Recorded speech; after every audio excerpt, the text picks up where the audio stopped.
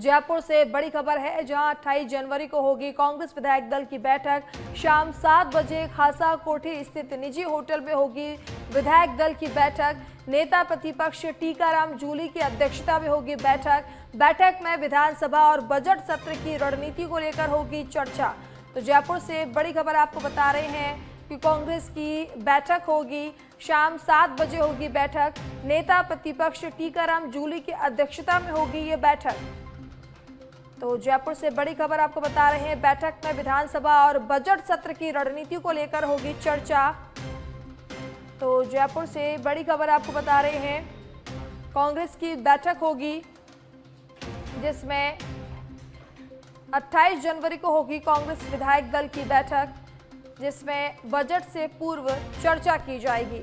शाम 7 बजे खासा कोठी स्थित निजी होटल में होगी विधायक दल की बैठक। तो नेता प्रतिपक्ष टीकाराम जूली की अध्यक्षता में होगी ये बैठक में विधानसभा और बजट सत्र की रणनीति को लेकर होगी चर्चा। तो जयपुर से बड़ी खबर आपको बता रहे हैं कि कांग्रेस की बैठक होगी। तो जयपुर से बड़ी खबर आपको बता रहे हैं, कांग्रेस की बैठक होगी 28 जनवरी को विधायक दल की ये बैठक होगी। इस बैठक में बजट से पूर्व चर्चा की जाएगी। शाम 7 बजे खासा कोठी स्थित निजी होटल में होगी विधायक दल की बैठक। नेता प्रतिपक्ष टीकाराम जूली की अध्यक्षता में होगी ये बैठक। इस बैठक में बजट से पूर्व चर्चा की जाएगी। और इसी खबर पर ज्यादा जानकारी के लिए संवाददाता सुनील यादव जुड़ चुके हैं। सुनील, बजट से पहले कांग्रेस की बैठक होगी, कितनी महत्वपूर्ण है ये बैठक?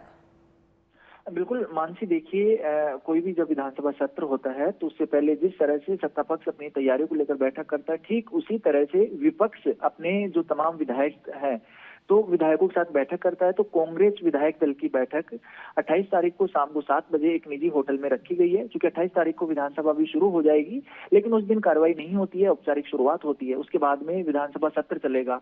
तो विधानसभा सत्र में विपक्ष की तरफ से और कांग्रेस की तरफ से ऐसे कौन से मुद्दे रहने वाले हैं, उन मुद्दों को लेकर कांग्रेस इस विधानसभा सत्र में, आने वाले बजट सत्र में शामिल होगी। किन मुद्दों पर सरकार को घेरा जाएगा, क्योंकि जब भी कोई सत्र चलता है विधानसभा का तो ऐसे मुद्दे रहते हैं जब विपक्ष है वो सत्ता पक्ष को घेरने की पूरी कोशिश करता है। तो वो सत्ता पक्ष को किन मुद्दों पर घेरता है उसको लेकर तमाम विधायकों के साथ रणनीति बनती है। विधायक अपनी राय रखते हैं, अपने अपने जो क्षेत्र में समस्याएं हैं उनसे अवगत कराते हैं जो भी नेता प्रतिपक्ष होता है। तो राजस्थान में नेता प्रतिपक्ष टीकाराम जूली हैं, उनकी अध्यक्षता में यह बैठक होगी। अभी हाल में आपने देखा कि किस तरह से जो अरावली का मुद्दा है वो छाया रहा। तो अरावली के मुद्दे को लेकर कहीं ना कहीं विपक्ष है वो सत्ता पक्ष पर हावी होने की जो रणनीति है वो बनाएगा। इसके अलावा जो पिछले बजट सत्र में, पिछले विधानसभा सत्र में जो वादे किए गए थे वो वादे कितने पूरे हुए और कितने अधूरे हैं, इसको लेकर विपक्ष है वो सरकार को घेरेगा। तो उस पर रणनीति बनेगी। तो लबोलवाब यही होता है बैठक का। काफी महत्वपूर्ण बैठक मानी जाती है और कांग्रेस विधायक दल की बैठक काफी महत्वपूर्ण है। इसमें तमाम मुद्दों पर रणनीति बनेगी, क्योंकि लंबा ये सेशन चलेगा। पहले विधानसभा सत्र चलेगा, उसके ठीक बाद बजट सत्र आएगा। तो बजट में क्या होना चाहिए, किस तरह से होना चाहिए और क्या पिछले बजट में सरकार ने जो घोषणाएं की हैं वो पूरी हुई हैं या नहीं हुई हैं, तो ऐसे मुद्दों पर विधायकों से राय मशवरा किया जाएगा।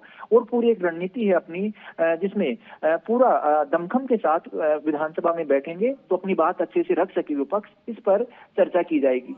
मानसी जी, बहुत बहुत धन्यवाद सुनील तमाम जानकारी देने के लिए। तो नेता प्रतिपक्ष टीकाराम जूली की अध्यक्षता में ये बैठक की जाएगी। विधानसभा सत्र से पहले कांग्रेस की ये बैठक आयोजित की जाएगी।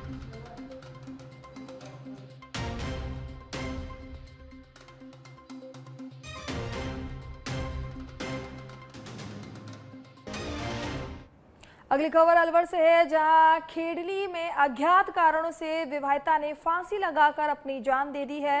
मृतका की पहचान सपना कोहली के रूप में हुई है। घर में अकेली थी विवाहिता, अज्ञात कारणों से लगाया फंदा। पति के दुकान से लौटने पर रस्सी से लटकी मिली पत्नी। सूचना पर खेडली थाना पुलिस मौके पर पहुंची और शव को कब्जे में लेकर खेडली उपजिला अस्पताल की मोर्चरी में रखवाया गया है। वहीं पीहर पक्ष के आने के बाद आगे की कार्रवाई की जाएगी। तो आपको बता रहे हैं कि एक विवाहिता महिला ने सुसाइड कर ली है, फांसी का फंदे पर लटक गई है। जब पति दुकान से लौटा तब उन्हें अपनी पत्नी फंदे पर लटकी मिली। वहीं सूचना पर खेडली थाना पुलिस पहुंच गई है और कार्रवाई शुरू कर दी है। फिलहाल शव को कब्जे में लेकर खेडली उपजिला अस्पताल की मोर्चरी में रखवा दिया गया है। फिलहाल किन कारणों से महिला ने आत्महत्या की है, इसका कोई अभी कारण पता नहीं चल पाया है। फिलहाल पुलिस मामले की जांच कर रही है। वहीं पीयर पक्ष के आने के बाद और कानूनी कार्रवाई की जाएगी। तो अज्ञात कारणों से विवाहिता ने फांसी लगाकर अपनी जान दे दी है। मृतका की पहचान सपना कोहली के रूप में हुई है। महिला की मौत के बाद से घर में मातम पसरा हुआ है। तो आपको खेडली से खबर बता रहे हैं, जहां पर अज्ञात कारण से विवाहित महिला ने फांसी के फंदे पर लटककर अपनी जान दे दी है। जब पति दुकान से लौटा तब उसे जानकारी हुई इस बारे में।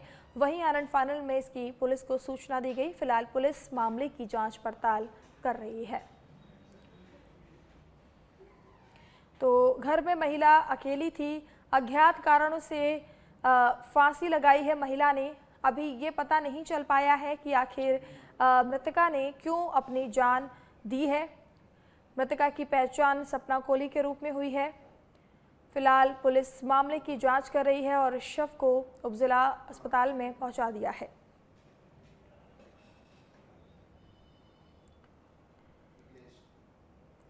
तो घर में विवाहिता अकेली थी और अज्ञात कारणों से महिला ने फांसी लगा ली है, जिसके बाद से जो है घर में मातम पसरा हुआ है।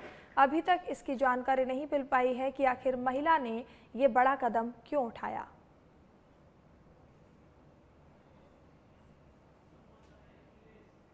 और इसी खबर पर ज्यादा जानकारी के लिए संवाददाता अखिलेश जुड़ चुके हैं। अखिलेश, विवाहिता महिला ने फांसी के फंदे पर अपनी जान दे दी है लटककर। क्या कारण रहा जिस वजह से महिला ने अपनी जान दी है? क्या इसकी कोई जानकारी मिल पाई है आपको?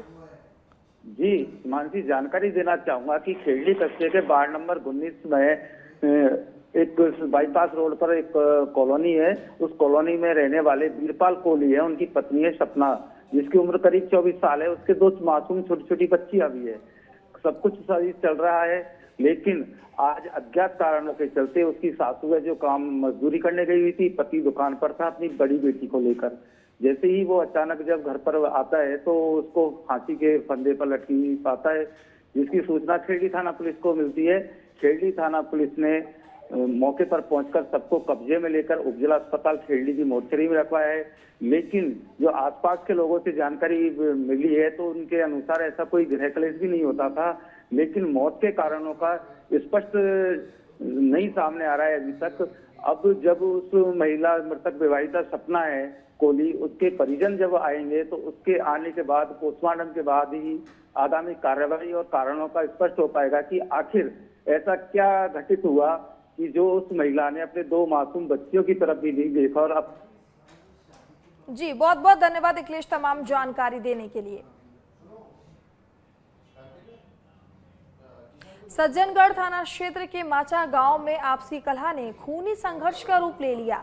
यहां एक जीजा ने अपने ही साले पर चाकू से जानलेवा हमला कर उसे गंभीर रूप से घायल कर दिया। वहीं हमले के बाद आरोपी मौके से फरार हो गया। खून से लथपथ रोहित को तुरंत महात्मा गांधी अस्पताल ले जाया गया, जहां उसकी स्थिति गंभीर बनी हुई है और उसे प्राथमिक उपचार देने के बाद चिकित्सकों ने उदयपुर रेफर कर दिया। वारदात के बाद क्षेत्र में सनसनी फैल गई है। वहीं परिजनों ने बताया कि रोहित की बहन पिछले 2 महीने से अपने ससुराल से अनबन के चलते पीहर में रह रही थी। वहीं सोमवार को जब रोहित बाजार गया हुआ था तो वहां उसकी मुलाकात अपने जीजा से हो गई।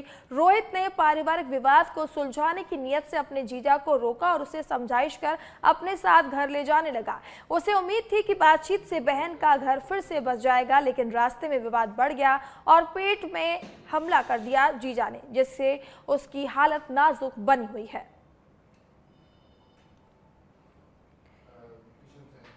तो जीजा ने साले के पेट पर चाकू से हमला कर दिया है, जिससे उसकी हालत गंभीर बनी हुई है। आपसी विवाद के चलते ये हमला किया है और इसी खबर पर ज़्यादा जानकारी के लिए संवाददाता किशन जुड़ चुके हैं। किशन, ये खबर अपने आप में काफ़ी ज़्यादा बड़ी है कि मामूली विवाद पर जीजा ने ही साले को चाकू से हमला कर दिया है। बिल्कुल मानसी, ये जो पूरा मामला है वो बांसवाड़ा जिले के सज्जनगढ़ थाना क्षेत्र का है, जहां पर एक युवक है, उसकी पत्नी पिछले 2 माह से मायके चली गई थी, वापस वो नहीं आई थी। काफी उसने उसको मनाने की भी कोशिश की, लेकिन काफी मनाने के बावजूद भी जब वापस नहीं आई और वो वहां पर लेने के लिए गए तो उसी दौरान उसकी जो विवाद है उसके अपने साले से ही विवाद हो गया। नौबत यहाँ तक आ गई कि जीजा ने अपने ही साले को चाकू मार दिया गया। साला काफी गंभीर रूप से घायल हो गया। पहले उसे प्राथमिक उपचार सज्जनगढ़ में करवाया गया, फिर इसके बाद के अंदर में उसे जिला अस्पताल रेफर किया गया और जिला अस्पताल के बाद उसे है वो उदयपुर रेफर किया गया है। फिलहाल सज्जनगढ़ थाना पुलिस ने इस पूरे मामले पर मुकदमा दर्ज कर दिया है और आगे से जांच शुरू कर दी है। लेकिन ये अपने आप के अंदर में मानसिक बड़ी घटना है कि कहीं ना कहीं जो रिश्तों का कत्ल जो बात है वो सामने है, या कहीं ना कहीं अपने आप के अंदर में समाज के अंदर में लज्जित करने वाली है, प्रभावित करने वाली है। जी मानसी। जी, बहुत बहुत धन्यवाद किशन तमाम जानकारी देने के लिए।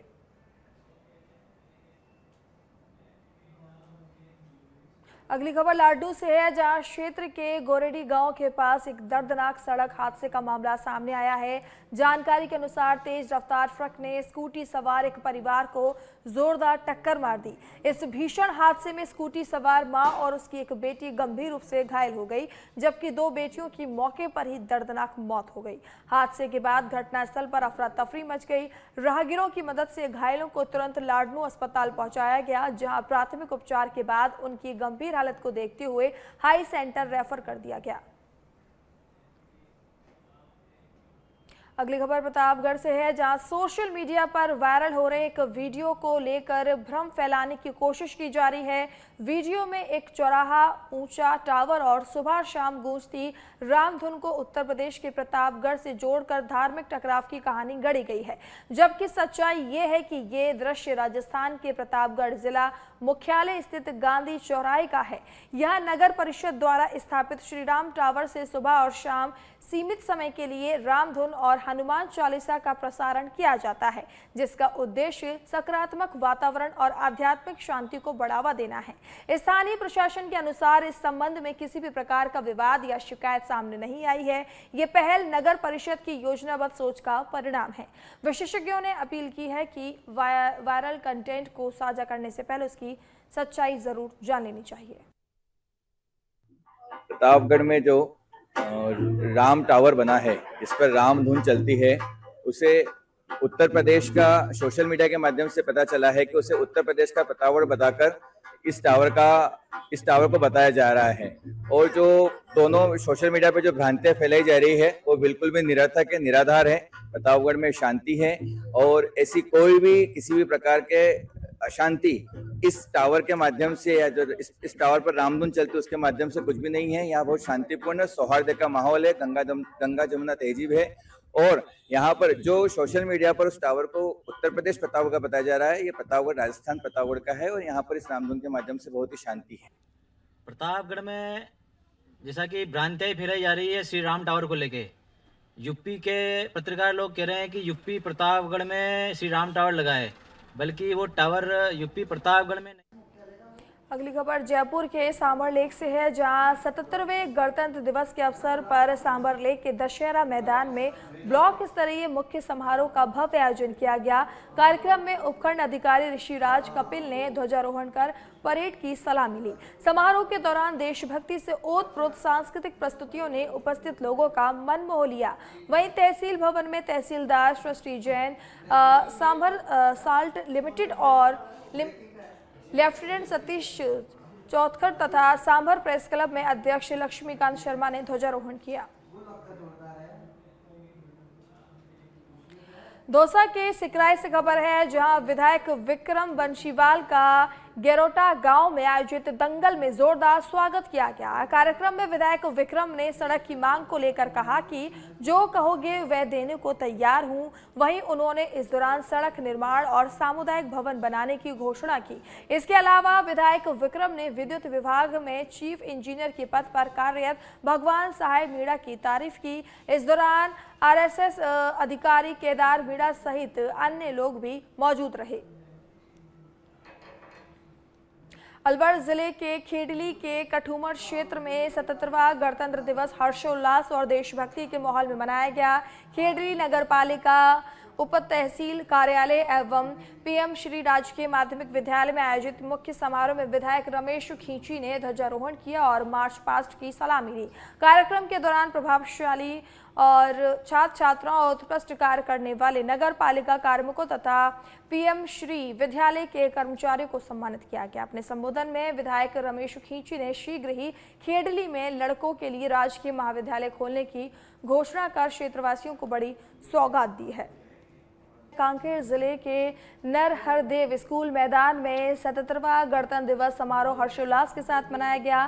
कार्यक्रम के मुख्य अतिथि सांसद भोजराग नाग ने ध्वजारोहण कर परेड की सलामी ली। इस वर्ष गणतंत्र दिवस समारोह का सबसे बड़ा आकर्षण हॉर्स राइडर्स का दल रहा। खास बात ये रही कि इस दल में 6 सरेंडर नक्सली भी शामिल थे, जिन्होंने शानदार घुड़सवारी स्टंट कर दर्शकों का मन मोह लिया। नक्सल संगठन छोड़कर मुख्य धारा में लौटे इन युवाओं ने मात्र 15 दिनों के प्रशिक्षण में घुड़सवारी का अभ्यास कर परेड में अपनी प्रतिभा का प्रदर्शन किया और नक्सल संगठन में शामिल अपने साथियों से मुख्य धारा में लौटने की अपील की। गणतंत्र दिवस समारोह के दौरान विभिन्न विभागों द्वारा आकर्षक झांकियां भी निकाली गई। समारोह में परेड, सांस्कृतिक कार्यक्रम, झांकियों और हॉर्स राइडर्स के स्टंट ने पूरे माहौल को देशभक्ति से सराबोर कर दिया।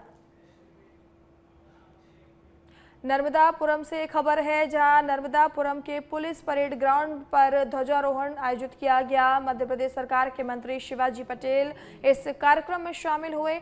मुख्यमंत्री के संदेश का इस दौरान उन्होंने वाचन किया। मध्य प्रदेश के भिंड कलेक्टर ने आज 77वां गणतंत्र दिवस पर ध्वजारोहण कर परेड की सलामी ली। उसके बाद मुख्यमंत्री का संदेश का वाचन किया। पुलिस अधीक्षक असीत यादव और भिंड कलेक्टर के द्वारा कई थाना प्रभारी को अच्छा कार्य करने पर प्रमाण पत्र दिए गए। वहीं कई विभागों द्वारा झांकी और प्रदर्शन भी किया गया। साथ ही स्कूली बच्चों ने सांस्कृतिक प्रस्तुतियां दी। वहीं मुख्य अतिथि द्वारा बच्चों को प्रमाण पत्र भी सौंपे गए।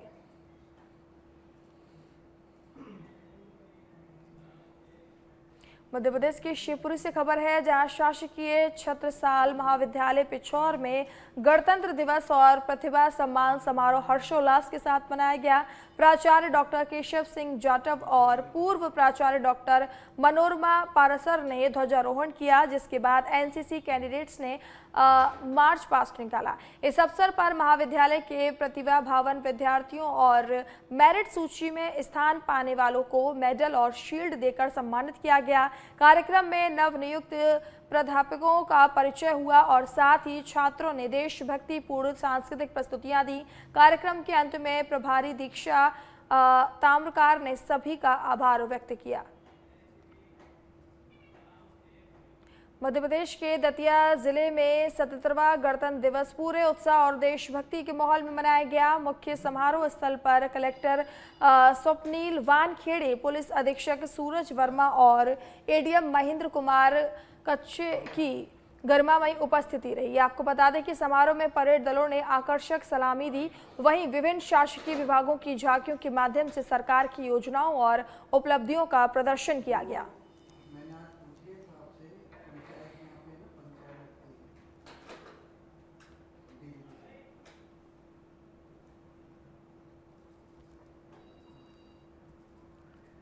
तो परेड व विभागीय झांकियां इस दौरान आकर्षण का केंद्र रही। स्कूली छात्रों ने देशभक्ति की प्रस्तुतियां दी। तो दतिया से आपको ये खबर हम बता रहे हैं, जहां पर गणतंत्र दिवस बड़े ही हर्षोल्लास के साथ मनाया गया। इस दौरान देशभक्ति से पूरा मैदान सराबोर नजर आया।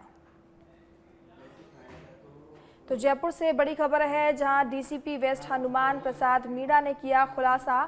खोरा बीसल थाना पुलिस ने नकली सोना देकर ठगी करने वाली गैंग का पर्दाफाश किया है। मुलजिमों के कब्जे से 2 किलो नकली सोना बरामद किया गया है। जमीन में गड़ा सोना मिलने का झांसा देकर करते थे आम लोगों से ठगी।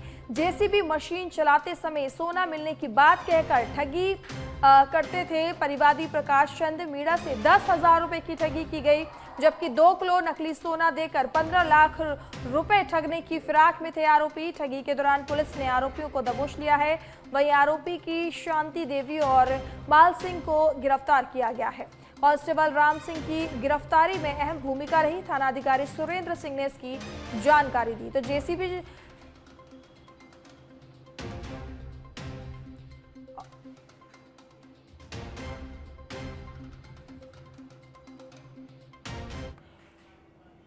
और इसी खबर पर ज्यादा जानकारी के लिए संवाददाता राकेश दाती जुड़ चुके हैं। राकेश, पुलिस ने बड़ा खुलासा किया है, इन ठगों को गिरफ्तार किया है, क्या है पूरा मामला? खोराबिसल थाना क्षेत्र में बेनाड़ फाटक के समीप ठगी करने वाली जो गैंग है उसको काबू किया है, जिसमें माल सिंह, पवार, सूरज सोलंकी और शांति देवी, ये तीनों पुलिस के गिरफ्त में आए हैं, जिनसे पूछताछ करने पर ये खुलासा हुआ है और इनके कब्जे से 2 किलो सोना बरामद हुआ है। ये लोग इलाके में घूमते हैं, भोले भाले लोगों को शिकार बनाते हैं और जमीन में गड़ा सोना मिलने की बात कहकर लोगों से ठगी करते हैं। जेसीबी मशीन चलाते समय सोना मिलने की बात कहकर जो परिवादी था प्रकाश चंद मीणा, उसके साथ इन्होंने ठगी की थी। उससे पैसे भी ले लिए थे, करीब 10,000 रुपये एडवांस में लिए थे और बाकी 50,000 रुपये लेने की बात इन्होंने कही थी सोना मिलने के बाद। चूंकि ये पूरा मामला पुलिस की रडार में आया और पुलिस ने इस ठगी वाली गैंग का पर्दाफाश किया है, जिनसे करीब 2 किलो सोना और जो ठगी का जो सामान है वो इनसे बरामद हुआ है। फिलहाल अब इनसे पूछताछ जारी है। जी, तो अपने आप में बड़ी बात है, पुलिस ने इस मामले का खुलासा किया है।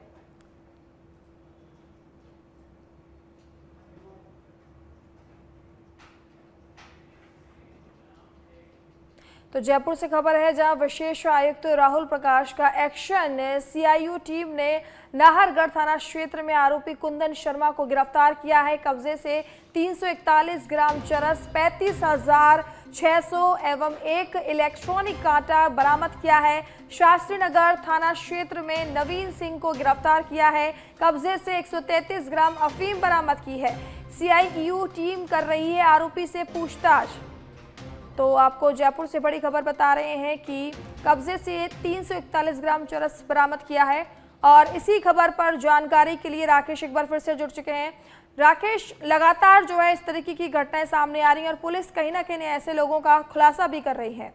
विशेष आयुक्त राहुल प्रकाश की मॉनिटरिंग में जो सीआईयू टीम लगातार कार्रवाई करती हुई नजर आ रही है, विगत कई महीनों से लगातार कार्रवाई कर रही है। उसी क्रम में शास्त्री नगर थाना क्षेत्र और नाहरगढ़ थाना क्षेत्र में अवैध मादक पदार्थ के खिलाफ एक बड़ी कार्रवाई की है, जिसमें गिरफ्तार जो आरोपी गण है उनके कब्जे से अवैध मादक पदार्थ चरस 341 ग्राम, अफीम 133 ग्राम और जो अवैध मादक पदार्थ के बेचान में जो राशि है करीब 35,500 रुपए वो बरामद किए। अब इन दोनों थाना क्षेत्रों में जो पकड़े गए मुलजिम हैं उनसे ये पूछताछ की जा रही है कि जो अवैध मादक पदार्थ है कहाँ से खरीद कर लाए हैं और किन किन जगहों पर ये जयपुर में सप्लाई होने थे, इसके बारे में इनसे पूछताछ चल रही है। जी राकेश, इसके अलावा क्या जानकारी ये भी मिली है, इन दो आरोपियों के अलावा भी कोई इनका कौन सहयोग करता था, ऐसा कुछ जानकारी मिली है क्या? जो कुंदन कुमार शर्मा और किशन को पकड़ा है, वहीं नवीन सिंह को पकड़ा है। इन दोनों से ये पूछताछ जारी है कि ये जो माल है वो कहां से लेकर आए हैं, जयपुर में किन किन जगहों पर ये जो माल की आपूर्ति की सप्लाई करनी थी, वहीं इनके गिरोह में कौन लोग शामिल है, अब इनसे कड़ी पूछताछ की जा रही है। आने वाले वक्त में इन दो थाना क्षेत्रों में जो कार्रवाई की गई है, इनसे पूछताछ करने पर इनके जो सहयोगी है उनको भी पुलिस जल्द से जल्द पकड़ेगी। जी, बहुत बहुत धन्यवाद राकेश तमाम जानकारी देने के लिए। तो आपको बता दें कि शास्त्री नगर थाना क्षेत्र में नवीन सिंह को गिरफ्तार किया गया है। अवैध मादक पदार्थ इनसे जब्त किए गए हैं। कब्जे से 133 ग्राम अफीम बरामद की गई है। तो बड़ी कार्रवाई की गई है।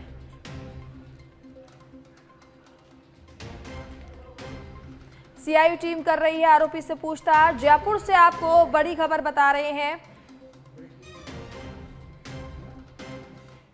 तो चलिए बढ़ते हैं अगली खबर की ओर। अगली खबर भोनावास से है, जहां 77वें गणतंत्र दिवस के अवसर पर भ्राम भोनावास में शहीद भीम सिंह की अमर शहादत को नमन करने के लिए स्मारक स्थल पर गरिमामय सम्मान समारोह का आयोजन किया गया। इस दौरान शहीद के परिजनों को पुष्पमाला अर्पित कर और शॉल ओढ़ाकर सम्मानित किया गया। कार्यक्रम में पूर्व जिला पार्षद धुड़ सिंह शेखावत, पूर्व सरपंच राजपाल सिंह, इकाई अध्यक्ष कंवरपाल सिंह, समाज सेवी सुरेंद्र शर्मा, प्रिंसिपल राम अवतार, ब्रजपाल फौजी और बड़ी संख्या में ग्रामीण उपस्थित रहे। वक्ताओं ने युवाओं से आह्वान किया कि वे अधिक से अधिक सेना में भर्ती होकर राष्ट्र सेवा में योगदान दें। शहीदों के परिवारों का सम्मान करना हमारा नैतिक दायित्व बताया।